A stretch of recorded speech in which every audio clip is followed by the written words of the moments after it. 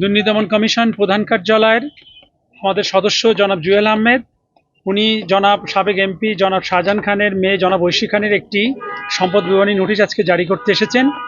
এই বাসায় তাদের কাউকে না পাওয়ায় দুদক আইন বিধি এবং পিআরবি অনুযায়ী প্রকাশ্য স্থানে নোটিশটি লটকায় দেওয়া হয়েছে এবং জারি করা হয়েছে। এখানে পৌরসভার একজন প্রতিনিধি এবং আমাদের গণ্যমান্য ব্যক্তি হিসেবে পৌরসভার প্রতিনিধি সহ আমাদের পুলিশ বাহিনীর 2 জন সদস্য আছে এবং আমাদের 2 জন সদস্য স্বাক্ষর সহ এখানে আজকে জারি করা হয়েছে।